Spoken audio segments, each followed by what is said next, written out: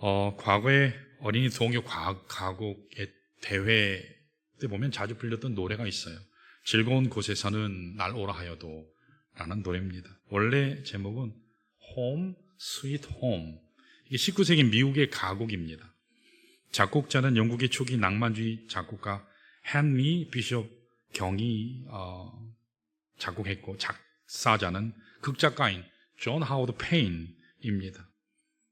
가사가 이래요. 즐거운 곳에서는 날 오라 하여도 내 쉴 곳은 작은 집, 내 집뿐이리. 내 나라, 내 기쁨, 길이 쉴 곳도 꽃 피고 새 우는 집, 내 집뿐이리. 옷, 사랑, 나의 집, 즐거운 나의 벗, 집, 내 집뿐이리. 이 노래는 미국 남북전쟁이 있을 때 남군이나 북군 할 것 없이 다 애창했던 그런 노래라고 합니다. 왜냐하면 사람은 가족을 떠나서, 집을 떠나서, 전쟁터에 나와서 언제 죽을지 모르는 그들이 가장 그리워하는 곳이 어딜까요? 집이에요. 저희 아이들도 학교 갔다 오면 I'm home, I'm home 그렇게 얘기를 많이 해요. 특별히 에브라함 링컨이 가장 좋아했던 노래라고도 합니다. 가정은 모든 사람의 소중한 보금자리지요. 잊을 수 없는 마음의 고향이라고 할 수 있습니다. 그런데 문제는 오늘 이 가정이 무너져 간다는 소식을 사방에서 들을 수 있다는 겁니다. 가정폭력으로 인해서 아내나 자녀가 상처를 받아요. 동성애나 성적 문란이 건강한 부부관계를 깨뜨리기도 합니다. 특별히 요즘 젊은 이들은 결혼을 기피하는 경우가 점점 늘어납니다. 물론 경제적인 이유도 있다고 하겠지만 그것보다는 얽매이기 싫어서 자유롭게 나는 살고 싶다, 그런 마음 때문이라고 합니다. 그래서 오늘날 가정을 한마디로 표현하면 폭풍우 속에 떠내려가는 모습 아닌가, 그렇게 생각이 돼요. 언제 어디에서 부서질지 몰라요. 암초를 만날지도 모를 그런 형국입니다. 오늘 여러분의 가정은 어떠신지 모르겠어요. 여러분 가정은 안녕하십니까?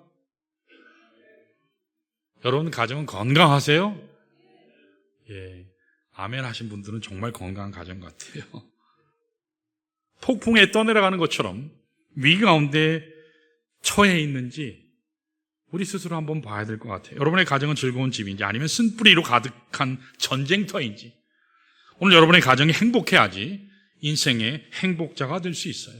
여러분, 하나님께서 우리 인생 가운데 가장 복 주신 기관이 뭐냐? 가정이에요. 그래서 신앙생활이라는 것도 가정이 바로 서지 못하면, 가정이 행복하지 못하면 하나님 교회에서도 제대로 성장하지 못하는 걸 참 많이 보게 돼요. 지금은 어느 때보다도 가정이 공격받는 이 마지막 시대에 서 있습니다. 영적인 공격이 있어요. 내적인 공격이 있어요. 사회적인 공격이 있어요. 문화적인 그런 공격이 극심한 때가 바로 이 시대에 있습니다. 우리가 어떻게 하면 하나님이 주신 이 가정을 잘 지킬 수 있을까? 그래서 우리 가정을 폭풍의 광야에 있는 가정이 아니라 안락한 가정, 하나님이 정말 복 주시는 가정으로 다시 만들어갈 수 있을까? 오늘 본문을 통해서 좀 상고하기를 원합니다. 오늘 같이 읽은 본문은 고린도 교회가, 지금 우리 고린도 전서 나누고 있죠. 고린도 교회가 사도 바울에게 던진 질문의 답변을 기록하고 있는 내용이에요. 우리가 지난주까지 계속 살펴봤죠. 고린도전서 1장, 전반부 1장부터 6장까지는 글로의 편에 전해진 교회 문제를 다루고 있어요. 그게 뭐냐? 세 가지 내용이에요. 분파, 교회가 갈라지고 있다. 또 한 가지는 법정에 교회가 호소하더라.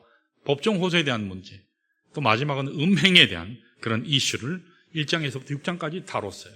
자, 오늘부터는 후반부 7장에서부터 16장까지 다룰 것인데, 고린도 교회가 사도 바울에게 질문한 7가지 질문이 있거든요. 그 질문 하나하나를 대답하는 것이 마지막 후반부예요. 자, 오늘은 그 첫 번째 케이스가 오늘 본문이에요.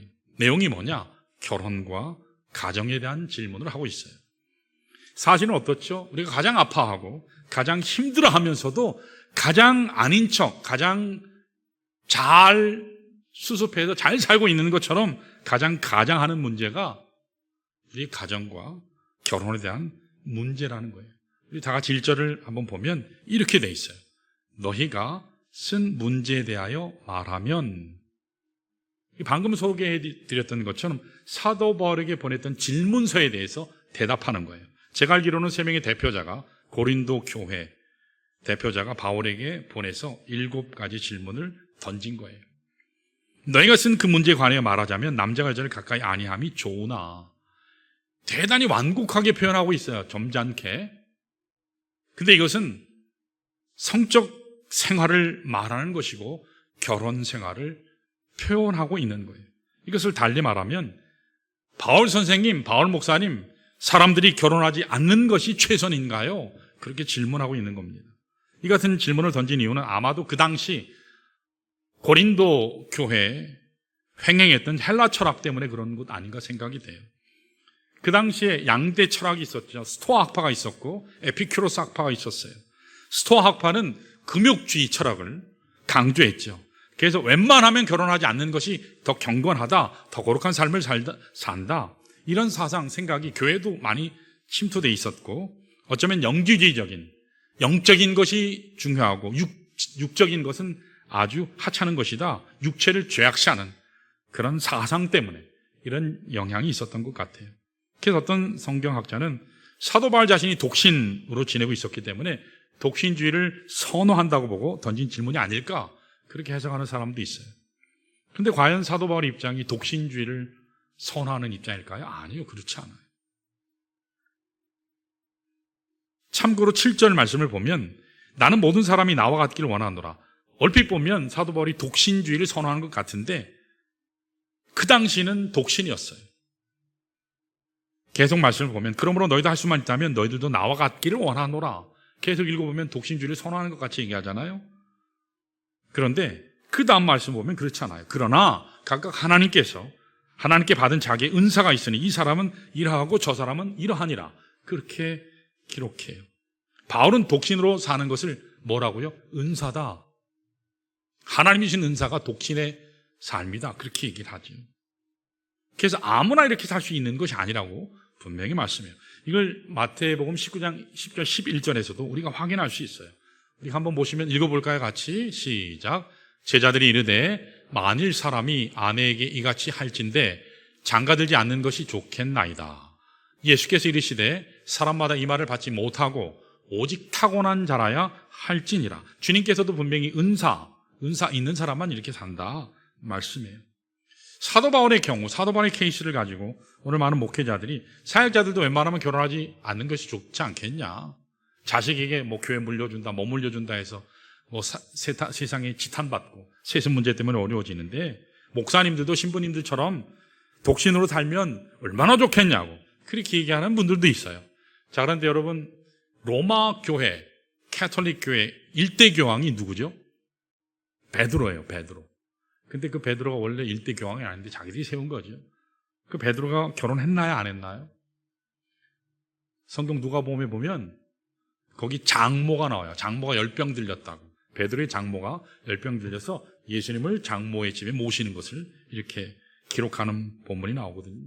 장모 있는 거 보면 장가 간 거잖아요. 그러니까 사실은 꼭 금혼을 주장하는 것이 바른 것이라고 말하면 사도 바울은 원래 그 뜻이 아니었다는 거죠. 거기에 무리가 있습니다.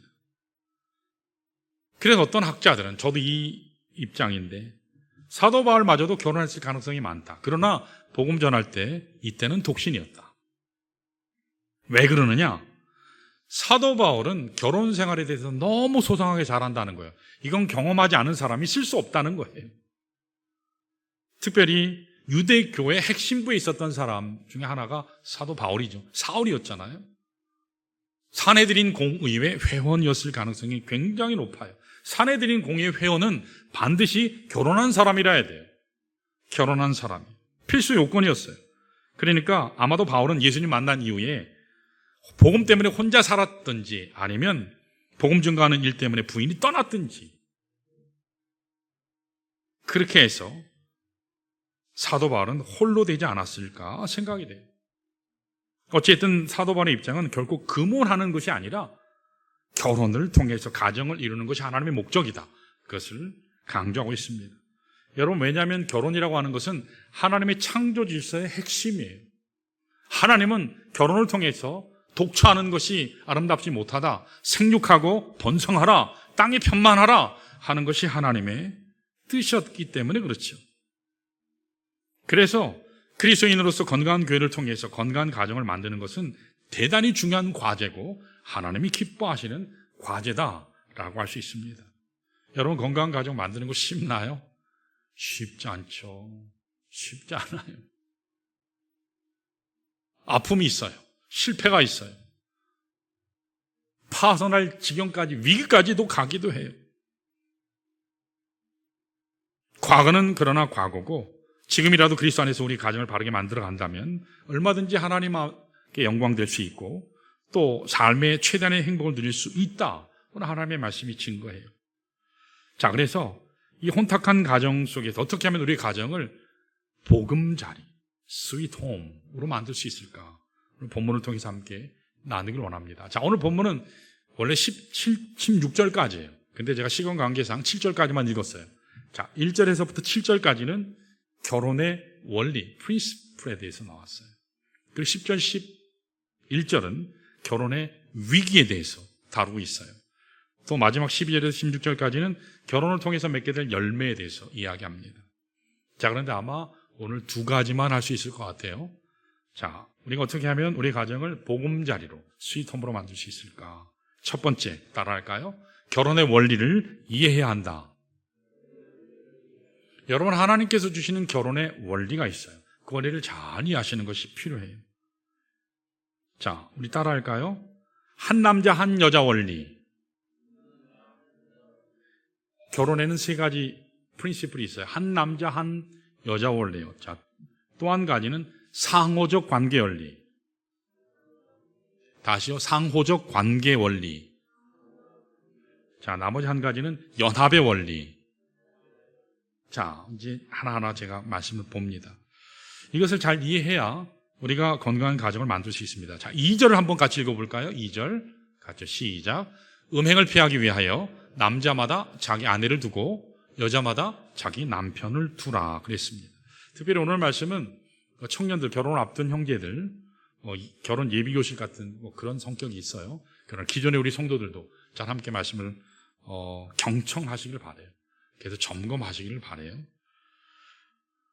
한 남자에게 한 아내를 두는 것, 한 아내에게 한 남자를 두는 것, 이것을 일부일처제라고 그러죠. 일부일처제. 이것을 한 남자, 한 여자 원리, 이것을 모노가미, 그렇게 얘기. 이게 일부일처제. 근데 상반된 개념이 그 당시에 횡행했던 것 같아요. 왜냐하면 고린도 지역에는 폴리가미, 일부 다처제가 굉장히 대세였습니다. 그러니까 사도 바울이 이 말씀을 쓸 때는 기록할 당시만 해도 폴리가미가, 일부 다처제가, 남편은 하나인데 와이프는 여러 사람인 그런 가정이 대부분이었어요. 오늘날에도 몰몬 교도들도 일부 다처제죠. 또 그걸 허락하고는 있어요. 또 이슬람권에서도 일부 다처제를 선호해요. 여러 명의 와이프를 거느리고 삽니다. 우리 형제님들 부러우시죠? 그렇죠. 대답 안 하고 있죠. 와이프가 시퍼렇게 눈 뜨고 보고 있으니까 부러우시죠. 근데 솔직히 말하면 이거 이해 안 가요. 한 아내 모시고 사는 것도 힘들어 죽겠는데 여러 명의 아내를 모시고 산다. 이거 쉬운 일 아니거든요.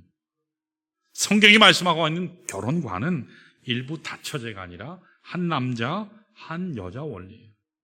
부부 사이에는 그 누구도 끼어들어가면 안 돼요. 성경에서도 보면 부부 사이에 끼어들어가는 사람 때문에 그 집안이 엉망이었잖아요. 여러분, 아브라함과 사라가 있었잖아요. 그 사이에 누가 끼어들어갔죠? 하갈이 끼어들어가서 오늘날의 이 중동 문제가 지금도 심각하지 않습니까? 사무엘서에도 보면 엘가나의 가정이 나오는데 엘가나와 한나 사이에 분인나라고 하는 여인이 끼어들어가는 바람에 아픔이 있었고 통곡이 있었어요. 하나님께서 우리에게 주시는 가정의 원리는 한 남자, 한 여자 원리라는 사실이에요. 엄밀한 의미에서 남편 대신 형제에게는 여자는 아내 한 분만 있어야 됩니다. 왜 아멘을 안 하세요? 앞으로 새롭게 준비할 계획이 있으세요? 아내에게는 남편 외에는 다른 남자가 없어야 됩니다. 그렇죠. 우리 눈치 빠른 자매님들은 아멘 하잖아요. 남자는 오직 내 남편만 있어야 돼요. 여자는 내 아내만 돼야 돼요. 이 사실을 여러분 기억하시는 게 굉장히 중요해요. 또 한 가지는 상호적 관계 원리예요. 3절 4절에 나오는데 자, 한번 볼까요? 3절, 4절. 자, 시작. 남편은 그 아내에 대한 의무를 다하고 아내도 그 남편에게 그렇게 할지라. 4절. 아내는 자기 몸을 주장하지 못하고 오직 그 남편이 하며 남편도 그와 같이 자기 몸을 주장하지 못하고 오직 그 아내가 하나니 그랬습니다. 이게 상호적인 관계 원리예요. 부부관계는 일방적인 관계가 아니에요. 생활을 해도 잠자리를 해도 아이들 교육을 해도 다 같이 의논하고 서로 섬기는 관계가 돼야 되죠. 서로 채워주는 그런 관계가 될 때 건강해진다는 거예요. 상호적이라 해야 돼요. 이게 폭력적이 돼서는 안 되지. 자, 세 번째는 5절을 보시면 연합의 원리가 나와요. 우리 5절을 볼까요? 같이 시작. 서로 분방하지 말라. 다만 기도할 틈을 얻기 위하여 하루 이상 얼마 동안은 하되 다시 합하라.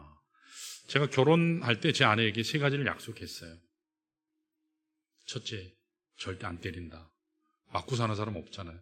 저희 그 세대만 해도 그런 안 좋은 그 인간 이하의 그 남편들이 여럿 있었거든요. 절대 안 때린다. 둘째는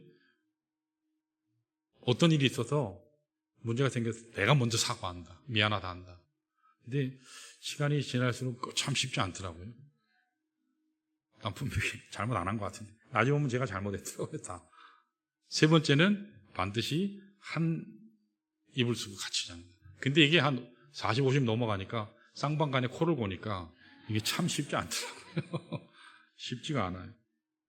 여러분, 여기 하나님의 말씀에 분방하지 말라 그랬어요. 왜 그럴까요? 한 몸이니까.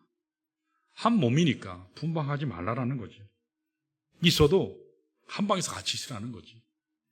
한 몸이니까. 하나님이 만들어주신 한 몸이니까. 여러분, 창세기 2장에 보시면 하나님께서 남자를 창조하신 후에 하나님이 뭐라 하셨죠?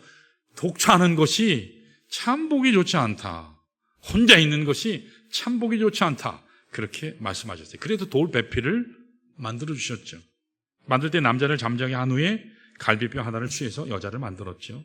그래서 여자는 남자의 갈비뼈에서 만들었기 때문에 아담이 하와를 볼 때 어떻게 얘기했죠? 뼈 중에 뼈요, 살 중에 살이라. 잠이 깨서 딱 일어나 보니까 하나님이 너무너무 예쁜 한 여자를 데려왔는데 자기 앞에 떡 서 있으니까 뼈 중에 뼈요, 살 중에 살이라. 보는 순간 워맨, 그래서 워머니라는 영어가 나왔다는 말이 있어요. 제가 한 말이 아니고 너무나 아름다운 배필입니다. 그때 하나님께서 말씀하시기를 둘이 합하여 한 몸이 될지라. 둘이 합하여 한 몸이 될지라. 부모를 떠나. 그래서 엄마들, 아빠들 자식을 결혼시킬 때 잘 떠내 보내셔야 돼요. 붙잡고 계시면 안 되죠. 그런데 여기 한몸 관계라고 하는 것은 육체적인 것만 얘기하는 것이 아니고요. 마음과 생각도, 전인격이 하나가 되어야 된다는 거예요. 지식적으로, 정서적으로, 의지적으로, 그리고 맨 끝에가 몸이거든요. 이게 하나가 되는 거지. 그래서 할 수 있는 대로 틈을 주지 마라. 분방하지 마라. 사탄이 틈탄다. 기도할 틈을 얻기 위해서만 얼마 동안 그렇게 하는 거지. 할 수만 있으면 틈 주지 마라. 왜냐하면 사탄이 역사하니까요. 정태기 교수님이라고 계세요. 상담대학원 대학 교수, 아마 총장도 하신 것으로 기억하는데 그분이 이런 예화를 이해하신 적이 있어요. 같은 교회 다니는 성도였던 것 같기도 하고, 한 분은 사장이고 한 분은 회사의 전무였어요. 근데 두 분이 회를 먹었어요. 회 좋잖아요. 근데 사장님이나 이 두 분이 다 식중독에 걸렸어요. 특별히 사장님이 식중독으로 걸려서 몇 시간 만에 돌아가죠. 그냥 돌아가셨어요. 부검을 해보았더니 지독한 비블리오균이라고 하는 악질병균이 있습니다. 이 비블리오균에 감염이 돼서 돌아가신 겁니다. 일반적으로 이 균에 감염이 되면 2, 3일 후에 발병이 돼서 고통을 당하는데 이분은 불과 몇 시간 만에 돌아가셨어요. 그런데 사장님과 함께 회를 먹었던 이 전무 되시는 분은 멀쩡했어요. 똑같이 먹었는데 검사를 해봤더니 이 전무 되시는 분의 위에게도 비블리오균이 검출이 됐는데, 근데 희한한 것은, 참 특이한 것은 이 비블리오균이 다 죽은 상태에서 검출이 됐대요. 아마도 더 강력한 면역의 힘이 있지 않았나 생각이 돼요. 자, 그래서 무엇인가 이 차이가 있을 것이다 라고 생각해서 궁금해서 이 정태기 박사님이 두 사람의 가정생활에서 이유를 찾아냈어요. 돌아가신 사장은 4년째 부인과 별거하고 있습니다. 교회 집사님이긴 했지만 교회 생활 제대로, 신앙생활 제대로 안 했어요. 기도 생활도 안 하고 뭐든지 최소한으로 소극적으로 했어요. 그래서 일은 열심히 했으니까 출세도 하고 돈도 벌고 좋은 집도 장만하고 재산이 많은데, 그런데 항상 긴장하고 불안 가운데 살아갔습니다. 수없이 많은 힘든 일이 있어도 이걸 누구와 나눌 사람이 없는 거예요. 마음을 터놓고 정작 이야기할 사람이 한 사람도 없었어요. 모든 짐을 홀로 다 진 겁니다. 마음속의 긴장이, 스트레스가 항상 충만했어요. 그래서 결국 면역이 약화되게 되고 적은 균이 침투했는데 그냥 쓰러지게 된 겁니다. 자, 그 반면에 전무 되시는 분은 새벽 4시만 되면 새벽기도 일어나서 밴으로 교회 성도들 다 라이드 해가지고 모시고 교회에 옵니다. 그리고 봉사하고 섬기는 일을 열심히 해요. 무엇보다도 부인과 사랑하는 아내와 항상 손잡고 교회에 와요. 팔짱까지 껴요. 나이가 50이 넘었는데 사람들이 주책이야. 누구는 결혼 안 해본 사람이 있나? 그러면서 막 핀잔 줘도요, 뭐 상관없어요.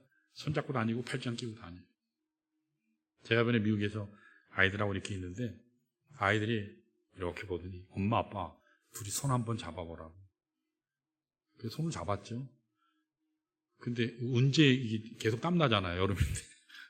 계속 가는데 어느 중간에 가다 이제 손을 뗐으니까, 아니 왜 손을 왜 벗어 뗐냐고. 또 잡고 갔어요. 뗐어요.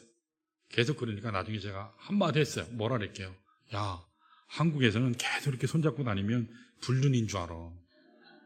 한국에서는 그래. 아빠 그래요? 그러더라고. 부부가 너무 우리는 손 안 잡고 다니니까 어색하잖아요. 그렇죠? 교회만 오면 팔짱 끼고 다니고 손 잡고 다니고. 그러니까 항상 아내와 항상 같이 다녀요. 항상 의논하고 항상 대화하고 무슨 일이 있든지 함께 감당하고 함께 아파하고 함께 기뻐하고. 그러니까 행복지수가 높아지죠. 면역지수도 높아질 수밖에 없죠. 여러분 마찬가지예요. 우리 인생 가운데 아무리 강한 독을 가진 균이 들어와도 이 면역지수가 높으면 맥을 추지 못하는 것이죠. 몸이 이기느냐 균이 이기느냐, 이 싸움에서 균이 세면 병에 걸리는 거죠. 여러분 삶을 강하게 하고 여러분 마음을 건강하게 하는 비결이 무엇인지 아세요? 함께 할 사람을 만나는 거예요. 함께 할 사람. 자, 우리 옆에 있는 분들하고 같이 인사해 볼까요? 함께 할 사람이 됩시다. 함께 할 사람이 됩시다.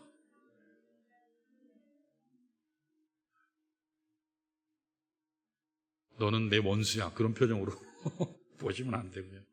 함께 할 사람이 되는 것이 필요해요. 무슨 일이 있어도 나를 도와주고 어떤 상황 가운데 있어도 내 편이 될 수 있는 아내가 있고 남편이 있으면 어떤 난관도 이겨낼 수 있죠. 그래서 여러분 할 수 있으면 손도 잡으시고 팔짱도 끼시면 좋겠어요. 자, 우리 한 가지만 더 하고 마치겠습니다. 자, 두 번째로 가정의 위기를 관리하라. 여러분 가정생활은 살다 보면 위기가 오게 되잖아요. 이거 관리하지 않으면 가정은 좀 무너질 수 있어요. 예측하지 못하는 위기들이 경제적으로, 정서적으로, 자녀를 통해서 우리 이웃을 통해서 얼마나 많이 다가옵니까?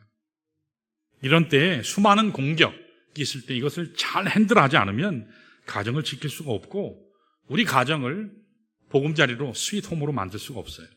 자, 우리 10절, 11절을 이제 보는데 10절 보시면 이렇게 나와요. 결혼한 자들에게, 지금 사도 바울이 이야기하는데 결혼한 자들이 오늘 우리 한국 사회를 얘기하면 그냥 일부 일처, 한 남자, 한 여자 관계로만 되겠지만 이 당시 고린도는 어떻다고요? 한 남자가 있지만 여러 아내가 있을 수도 있어요. 그걸 다 포함했어요. 그러면서 사도 바울이 이렇게 얘기하죠. 내가 명하노니 명하는 자는 내가 아니요 주시라. 여자는 남편에게서 갈라지지 말고 만일 갈라섰으면 그대로 지내든지 다시 그 남편과 화합하든지 하라. 남편도 아내를 버리지 말라. 즉 여러분들이 어떤 경우로 결혼했든지 과거는 중요하지 않고 지금 서로 소중히 여기고 가정을 깨지 말라. 그렇게 사도 바울은 권면하고 있어요. 여러분 가정을 잘 지키려면 여기 오늘 본문에서 두 가지를 기억하셔야 돼요. 자, 첫 번째는 언약을 기억하셔야 돼요. 여러분, 이건 언약은 커비넌트라는 말이고 계약은 컨트랙이라는 말이에요. 언약과 계약은 달라요. 여러분, 우리 하나님께서 결혼하게 하신 내 아내, 내 남편은 어떤 관계에서 맺어진 거죠? 하나님께서 짝지어진 언약 가운데 맺어진 한 몸이에요. 언약은 영원한 거예요. 언약은 조건이 없어요. 근데 계약은 반드시 조건이 달려요.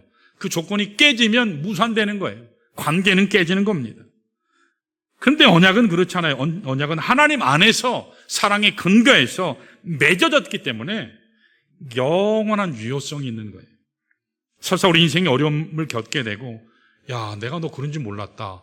내가 당신이 그런 사람인지 몰랐다고. 내가 선택을 잘못했다고.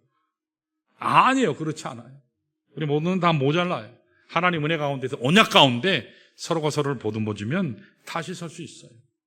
그래서 두 번째가, 위기 관리하는 두 번째가 뭐냐? 서로 용납하는 거예요. 용납이요.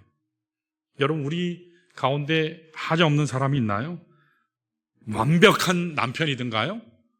기대했던 만큼 내 기대에 부응하는 아내든가요? 그렇지 않아요.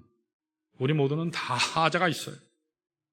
그래서 결혼 생활하면서 배워야 되는 가장 큰 핵심은 뭐냐? 있는 그대로 받아주는 거예요.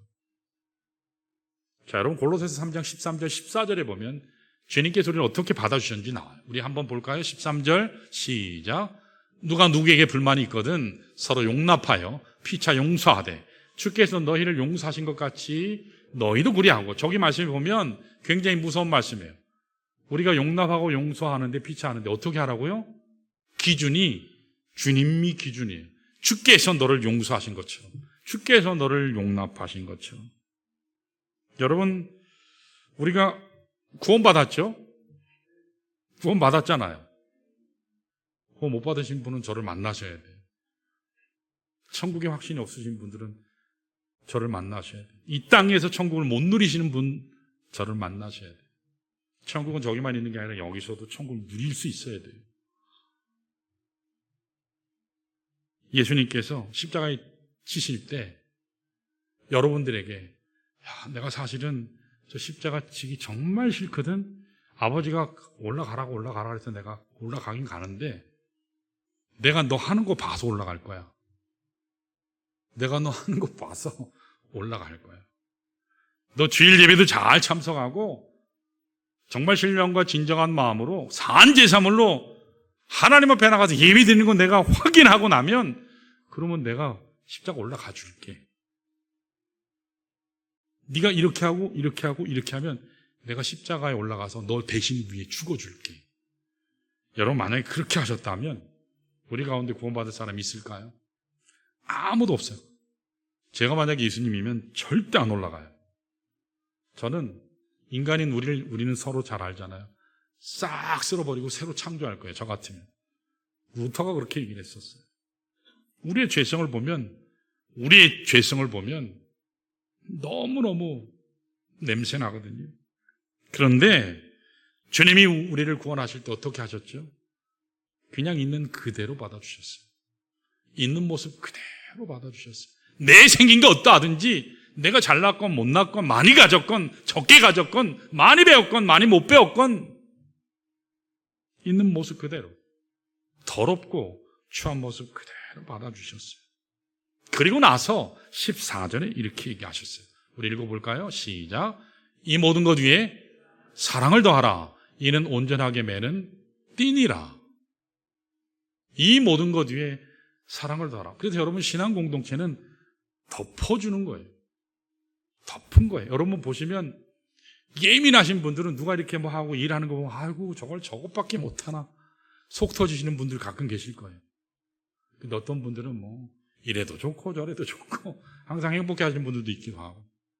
근데 어떤 경우에든 여러분 덮어주셔요. 신앙은 덮는 거예요. 여러분 이렇게 뒤집어가지고 막 만지면 뭐밖에 안 잡힐까요? 예, 똥밖에 안 잡혀요. 이렇게 서로 얼굴에다가 막 칠하고 서로 칠하고 냄새만 나고 더럽고 그래요. 덮어주는 거예요.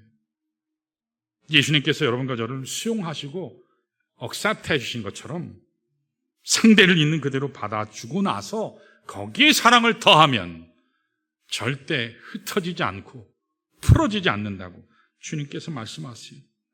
베드로전서 4장 8절에 보면 피를 토하면서 사도 바울이 이렇게 고백했어요. 우리 읽어볼까요? 8절, 4장 8절 시작.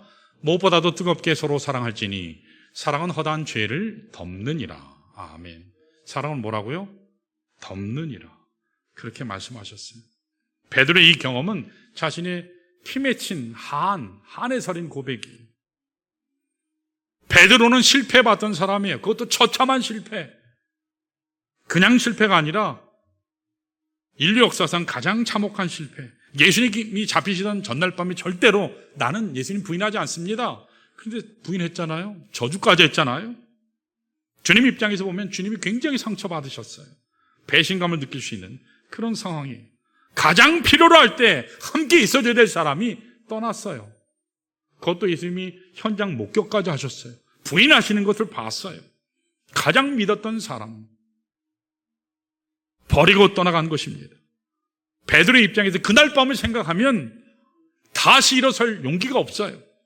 이런 나를 과연 주님이 받아주실까? 내가 용서받을 수 있을까? 자신이 없어요. 그래서 베드로는요, 디베라 바닷가로 사방으로 도망 다녔어요.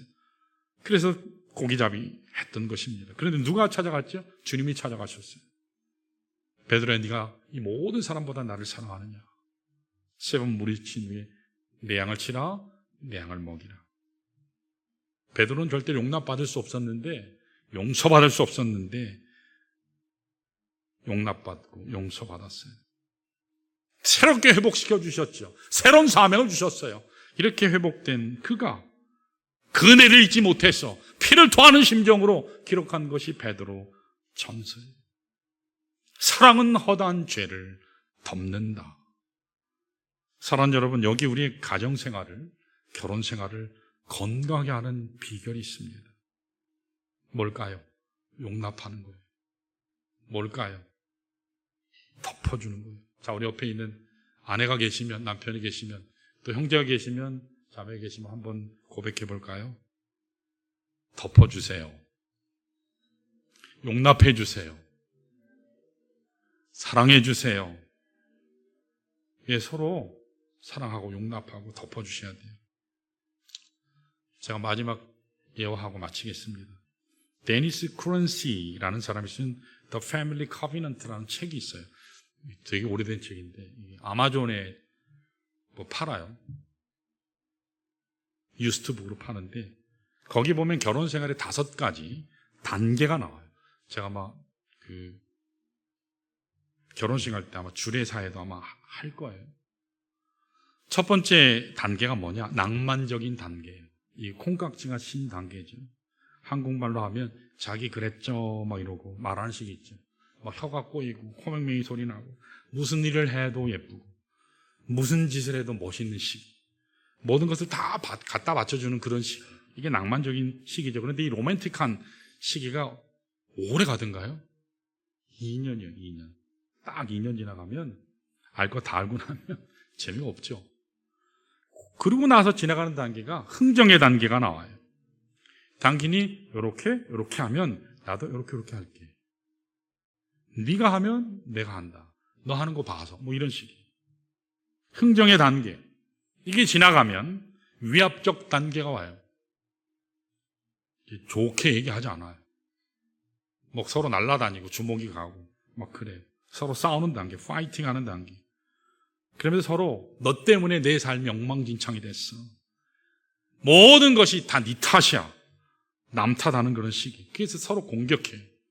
그래서 이 단계가 오면 가능하면 유리제품이나 가벼운 가전제품이나 이런 건 멀찍이 떨어뜨려 놓는 게 좋아. 왜냐하면 서로 집어던지느라고 나만 하는 게 없으니까.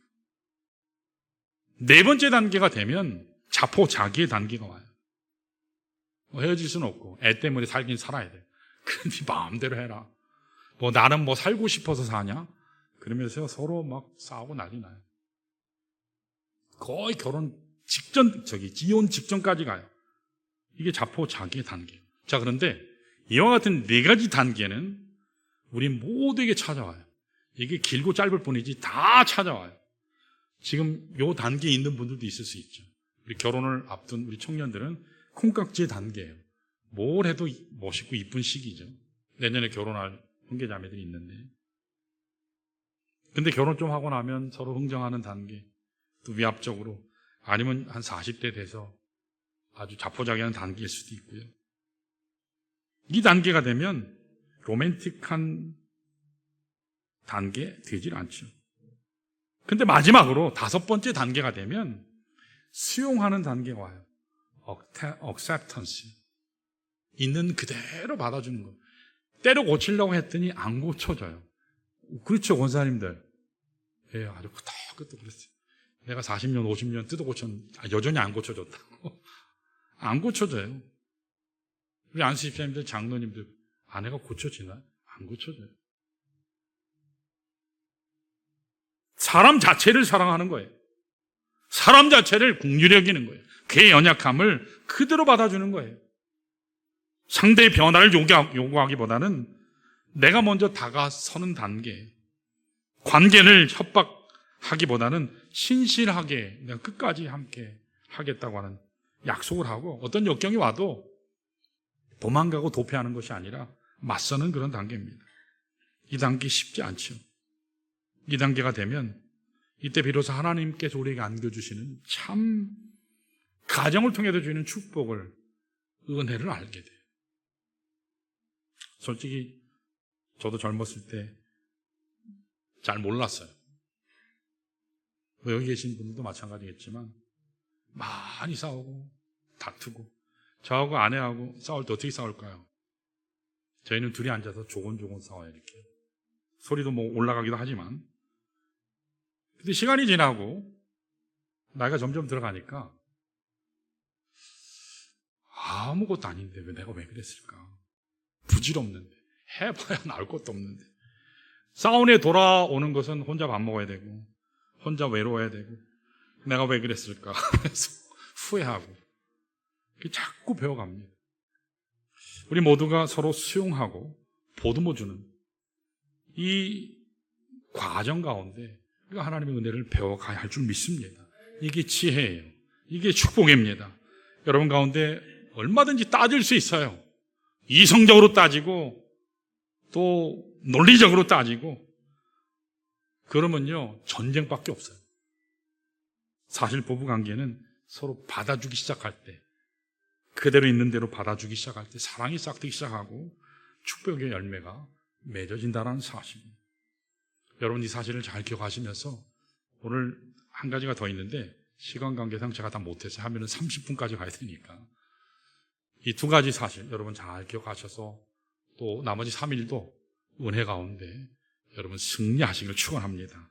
이 시간 우리 모두 일어나셔서 우리 두 눈 감고 잠깐 하나님 앞에서 한 가지만 놓고 기도하시면서, 우리 너 예수께 조용히 나아가 우리 결단 찬양하겠습니다.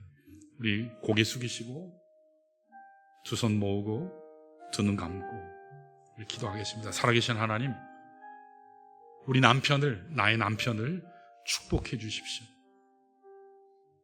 나의 아내를 축복해 주십시오. 나의 자녀들을 하나님 은혜로 덮어주십시오. 혹시 나 때문에 상처 가운데 아파하는 내 남편, 나의 아내가 있고 아들이 있다면, 자녀가 있다면, 성령님, 내 남편, 내 아내, 내 아이들 마음을 위로해 주십시오. 터치해 주십시오. 치료해 주십시오. 그래서 우리 아들, 딸들이 건강하게, 거룩하게, 아름답게 성장할 수 있도록 하나님 도와달라. 이 시간 우리 다 같이 기도하시고, 너 예수께 조용히 나가 찬양하시면서 결단하겠습니다. 우리 다 같이 기도합니다.